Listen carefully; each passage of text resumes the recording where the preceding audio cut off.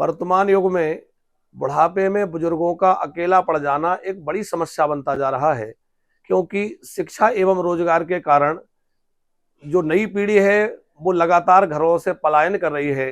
दूर क्षेत्रों में, दूर बड़े शहरों में या दूर देशों में जाकर के अपना रोजगार या व्यवसाय ढूंढ रही है, जिस कारण घर के बुजुर्ग बुढ़ापे में अकेले पड़ जाते हैं।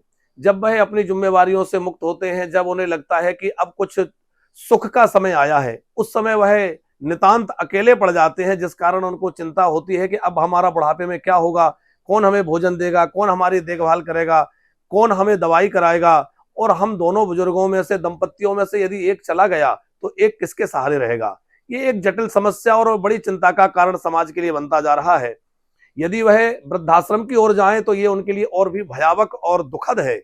ऐसे में श्री राधा माधव सेवा संस्थान एक वानप्रस्थ की बड़ी सुंदर व्यवस्था लेकर आया है, जिसमें वानप्रस्थ धाम के माध्यम से उन बुजुर्गों की देखभाल, उनकी सेवा, उनके लिए भजन और भक्ति का एक दिव्य वातावरण प्राप्त हो सके, जहां आपके आवास, आपके भोजन के साथ साथ आपको एक भक्ति का माहौल मिले, और साथ ही आप बीमार पड़े तो दवाई, इलाज, उसमें दोनों दंपतियों को सुंदर एक कक्ष प्रदान कर दिया जाए, जिस कक्ष में वो दोनों बड़े शांति के साथ रह करके और एक स्वतंत्र वातावरण में, एक सुखद वातावरण में, आनंद में अपना जीवन जो बचा हुआ है उसको बिता सकें। अब उनका बुढ़ापा उनके लिए भार ना लगे, बल्कि बचा हुआ जीवन उनके लिए उत्साह और उमंग बन जाए। उनका क्षण क्षण, पल पल उनके लिए भक्ति और आनंद का देने वाला हो। और वो भी श्री धाम वृंदावन जैसी पावन भूमि, जहां प्राण त्यागने से सहज कल्याण हो जाता है, तो पावन ब्रज भूमि में यह वानप्रस्थ धाम आप सबके लिए तैयार हो रहा है, जहां अनेक बुजुर्ग आ चुके हैं।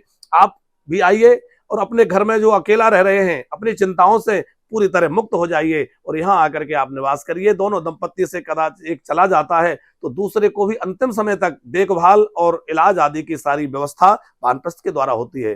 वानप्रस्थ में रहते यदि किसी बुजुर्ग का शरीर छूट जाता है और यदि उनके बच्चे उनका सहयोग नहीं करना चाहते या उनको लेकर नहीं जाना चाहते, तो वानप्रस्थ में रहते हुए ही उनका सब संस्कार और सारी विधि शास्त्रोक्त ढंग से उनकी पिंडदान आदि तक की जिम्मेवारी वानप्रस्थ लेता है। उनकी अस्थियों को गंगा प्रवाहित तक की जिम्मेवारी वानप्रस्थ लेता है।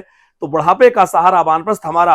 आप भी आइए, ब्रजवास का संकल्प लीजिए और श्रीधाम वृंदावन के इस पावन ब्रज भूमि में आकर के आप भी अपना एक कक्ष लेकर के अपना बचा हुआ जीवन बड़े आनंद के साथ बिताइए। अब आपको इस बात की चिंता नहीं करनी है कि हमारे बच्चे, हमारे बेटे, हमारी बेटियां हमें देख पाएंगे कि नहीं, या रखना चाहते हैं कि नहीं, बहुएं हमारी सेवा करना चाहते हैं कि नहीं। इस बात से आप निश्चिंत हो जाइए, क्योंकि वैसे भी मानव जीवन का जो उद्देश्य है, मानव जीवन का जो लक्ष्य है, वह भगवत प्राप्ति है।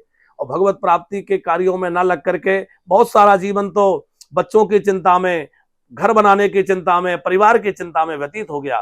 पर अब जो बचा हुआ जीवन है, जो थोड़े बहुत वर्ष बचे हैं, उनको आप आनंद के साथ भक्ति में आकर के बिताइए, जिससे कि आपका जीवन आनंद और उत्साह से भर जाए और आप जीवन के वास्तविक लाभ, भगवत भक्ति, भगवत प्राप्ति का साधन कर सकें। वृंदावन में आइए, ब्रजवास करते हुए आनंद लीजिए। हमारे शास्त्रों का नियम है कि मनुष्य जीवन को 4 हिस्सों में बांटा है, तो 4 भागों में जो तीसरा आश्रम है ब्रह्मचर्य गृहस्थ के बाद वह वानप्रस्थ है। आप भी वानप्रस्थ जीवन में आकर के और अपने जीवन को आनंदमय बनाइए, सुखमय बनाइए और आनंद के साथ अपना जीवन व्यतीत करिए। राधे राधे।